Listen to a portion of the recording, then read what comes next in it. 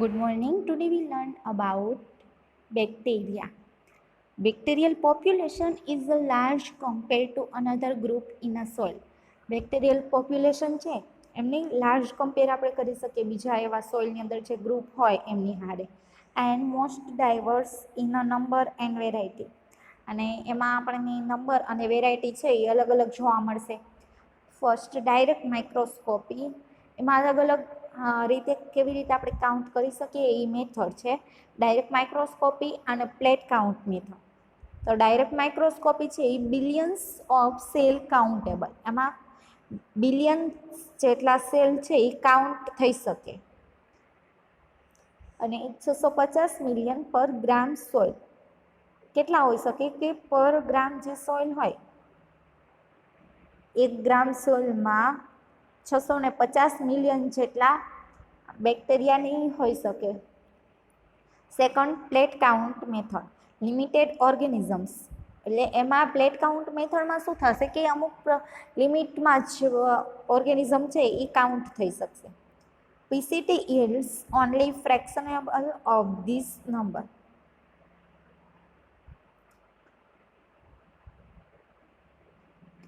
Due to a great variety of nutritional and physiological type of bacteria in soil, એમાં મોટા ભાગની જે variety હોય, great variety of nutritional and physiological type of a bacteria in a soil, તો એમાં ઓટોટ્રોપ્સ ઓર હિટ્રોટ્રોપ્સ અલગ અલગ પ્રકારના બેક્ટેરિયાની હોઈ શકે એ સોઇલની અંદર.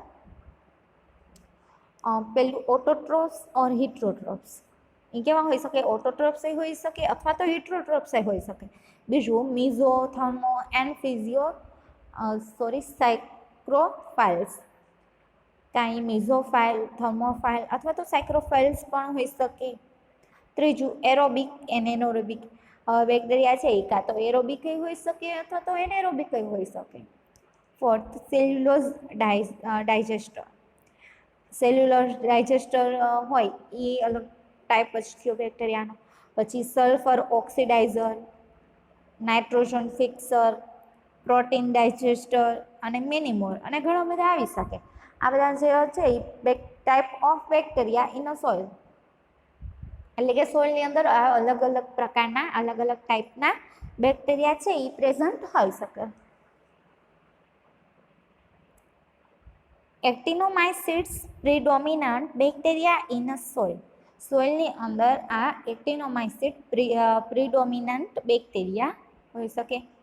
એન્ડ બિલિયન્સ ઇન નંબર પર ગ્રામ ઓફ સોઇલ, એટલે કે 1 ગ્રામ સોઇલની અંદર બિલિયન ઇન અ નંબર, એટલે કે બિલિયન્સ જેટલા બેક્ટેરિયા પ્રેઝન્ટ હોઈ શકે. 1 ગ્રામ સોઇલ હોય એમાં ઘણા બધા બેક્ટેરિયા હોય.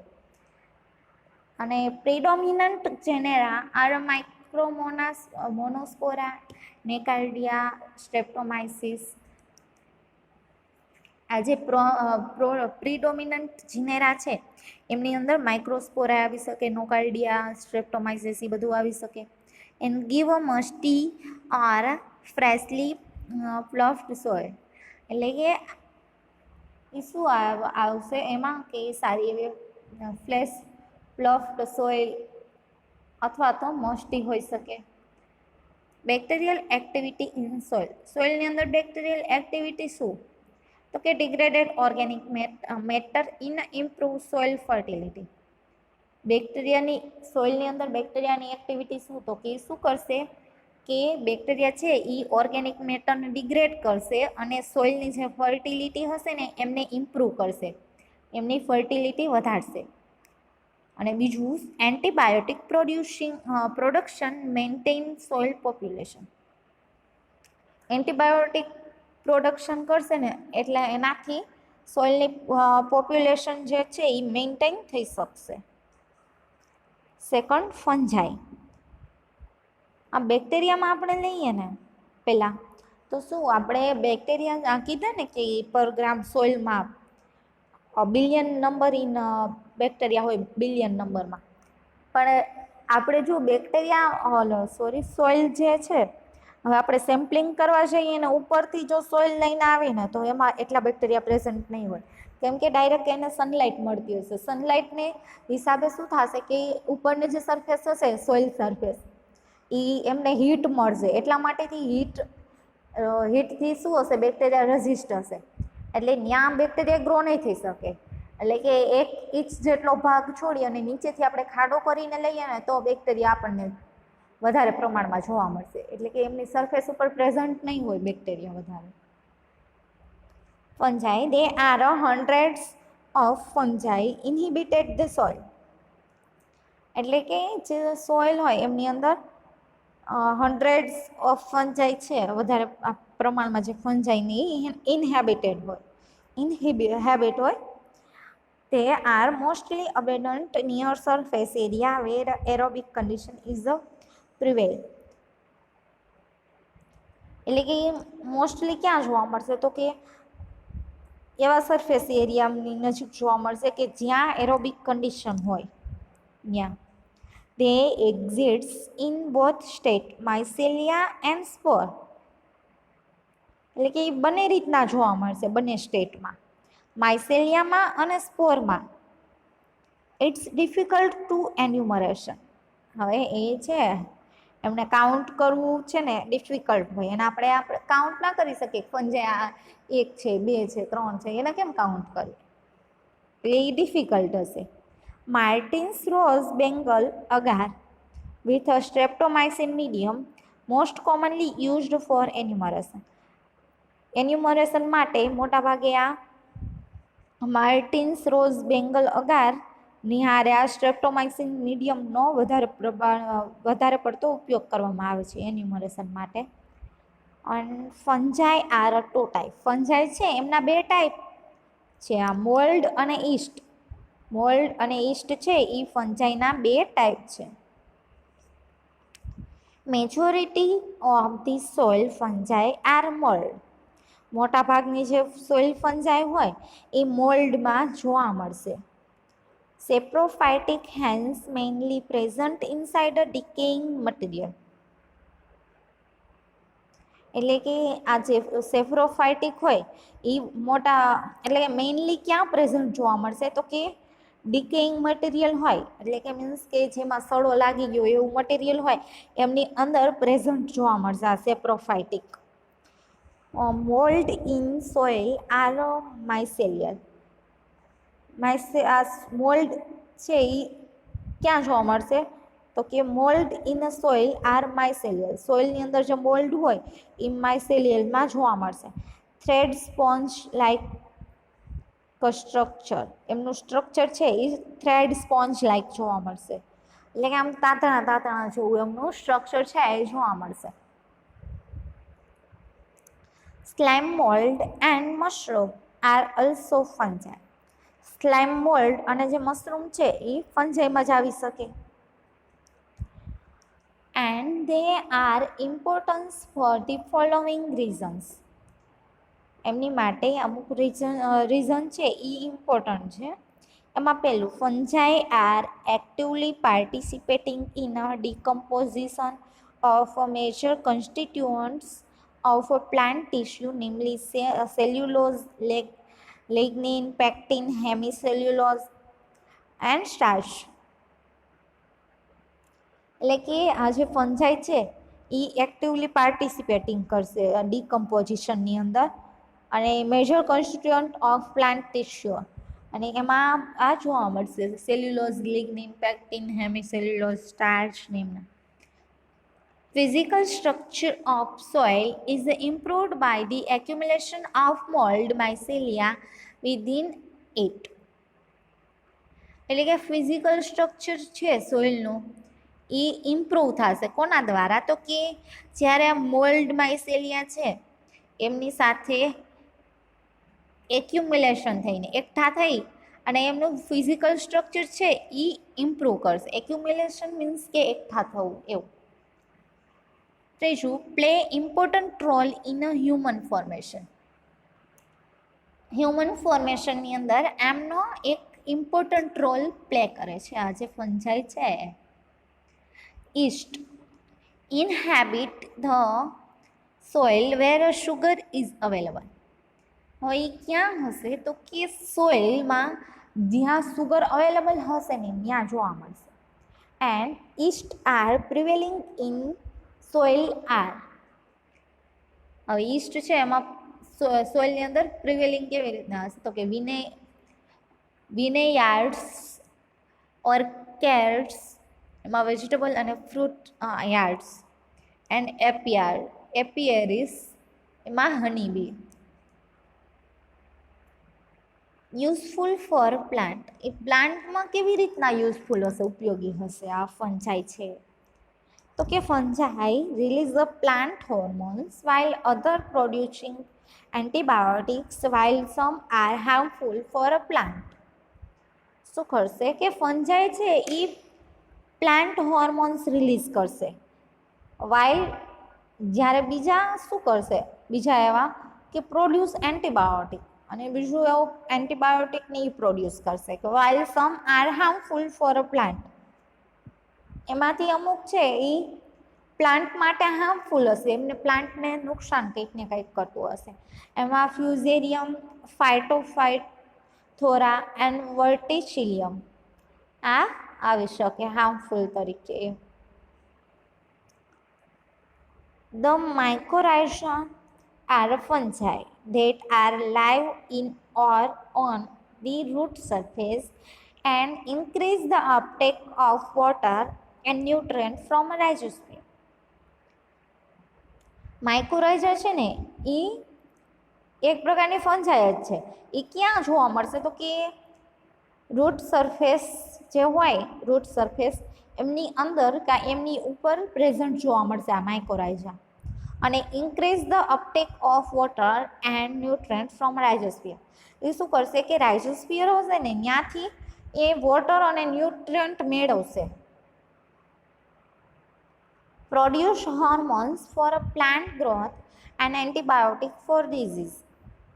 એ પ્લાન્ટ ગ્રોથ અને એન્ટીબાયોટિક્સ ડિઝીઝ માટે જે એન્ટીબાયોટિકની હોય ને એમની માટે હોર્મોન્સ પ્રોડ્યુસ કરશે.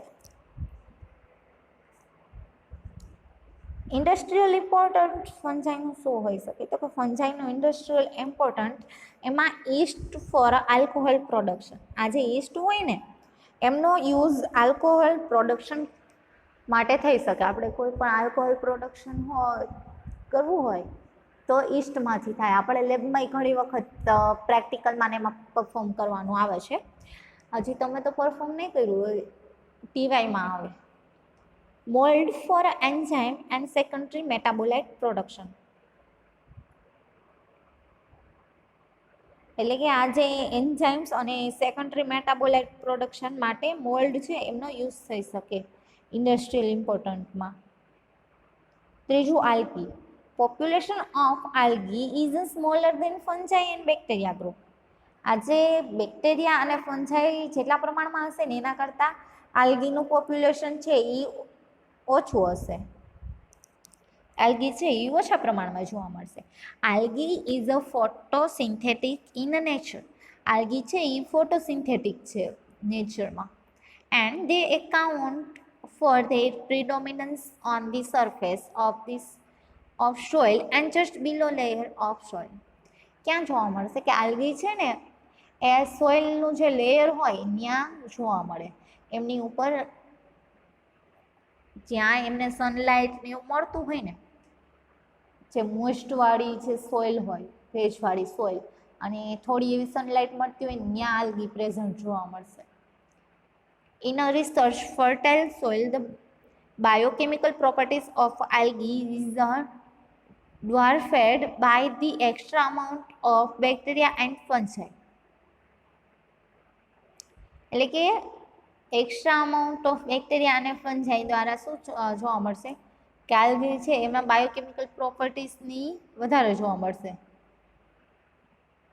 એટલે કે fertile soil the biochemical properties of algae. એટલે કે આલ્ગી જ્યાં પ્રેઝન્ટ હશે અહીંયાની જે સોઇલની છે એ ફર્ટાઇલ હશે. Fine soil particles bounded strongly together and form a water-soluble aggregates by a slimy material produced by algae. Fine soil particles, જે સોઇલના fine particles હોય એ bounded strongly together. કેમની સાથે? એ ફાઇન સોઇલના જે પાર્ટિકલ્સ હોય એ સ્ટ્રોંગલી જોડાયેલા હશે, બાઉન્ડ થયેલા હશે અને ફોર્મ વોટર સોલ્યુબલ એગ્રીગેટ. અને શું બનાવશે? કે વોટર સોલ્યુબલ એગ્રીગેટ બનાવશે. કોના દ્વારા? તો કે slimy material produce by algae. Algae જે સ્લાઇમી મટીરિયલ પ્રોડ્યુસ કરે એમના દ્વારા એ વોટર સોલ્યુબલ એગ્રીગેટ ફોર્મ કરશે અને એ સ્ટ્રોંગલી બાઉન્ડ હશે આ ફાઇન સોઇલ પાર્ટિકલ સાથે. એમનો રોલ શું? તો કે role in soil formation. Soil ફોર્મેશનમાં એનો રોલ શું? તો કે due to a photosynthetic nature and other biochemical activity algal involve in a soil formation. આ શું કરશે? કે ફોટોસિન્થેટિક નેચર છે એમનો અને બીજી એવી બાયોકેમિકલ એક્ટિવિટી હશે આલ્ગીની, એ સોઇલ ફોર્મેશન જે થતું હોય ને એમની અંદર ઇન્વોલ્વ હશે. ફોટોસિન્થેટિક cyanobacteria grow on the surface of freshly exposed rock and accumulated organic matter will support the growth of another microbes like acid, generating lichen, then mosses and then higher plant. એટલે કે ફોટોસિન્થેટિક cyanobacteria છે એ ક્યાં grow થશે? તો કે ફ્રેશલી exposed રોકની હોય ત્યાં ઉપર ગ્રો થશે અને accumulated organic matter will support the growth of another microbes. એટલે કે ઓર્ગેનિક મેટર જ્યાં એકઠા થાય ને એ શું કરશે? કે બીજા એવા માઇક્રોબ્સની હોય એમને ગ્રો થવા માટે સપોર્ટ કરશે. કેવા માઇક્રોબ્સ? તો કે એસિડ જનરેટિંગ લાઇકેન ને એવું હોય એવા. This will result into the rich organic soil. અને એ કેવી હશે? તો કે this will result into the rich organic soil and bad and eroded lands converted into organic rich soil. અને યાની જે સોઇલ છે એ ઓર્ગેનિક રીચ હશે, એમાં ઓર્ગેનિક મેટર્સને એ વધારે જોવા મળશે. Protozoa. The presence of protozoan in a soil is important since ingest bacteria for their nutrient.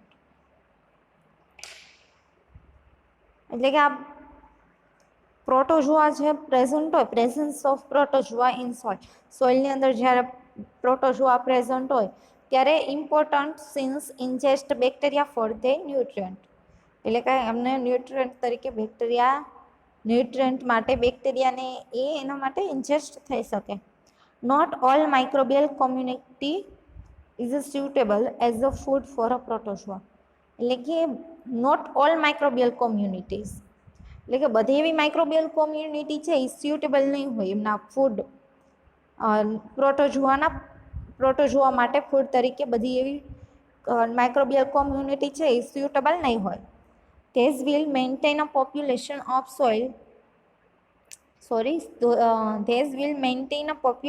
of microbes in a soil. એટલે કે સોઇલની અંદર જે માઇક્રોબ્સ હશે એમની પોપ્યુલેશન છે એ મેન્ટેન થઈ શકશે. Most soil protozoa are amoeba and flagellates. મોટાભાગના જે સોઇલ પ્રોટોઝોઆ છે એ એમોઇબા અથવા તો ફ્લેજેલેટ્સ જોવા મળે એ રીતે. બાય ઇટિંગ એન્ડ ડાયજેસ્ટિંગ બેક્ટેરિયા, એ શું કરશે કે આ બેક્ટેરિયા છે એમને ઇટિંગ અથવા તો ડાયજેસ્ટિંગ કરશે એમના દ્વારા. Protozoa speed up the cycling of nitrogen from a bacteria. Protozoa છે એ speed up the cycling of nitrogen from bacteria. Bacteria પાસેથી શું કરશે? એમને જે નાઇટ્રોજન સાયકલ હોય ને એમને સ્પીડ અપ કરે આ પ્રોટોઝોઆ છે. Making it available four plant, અને એ પ્લાન્ટ માટે અવેલેબલ બનાવશે. Okay, thank you.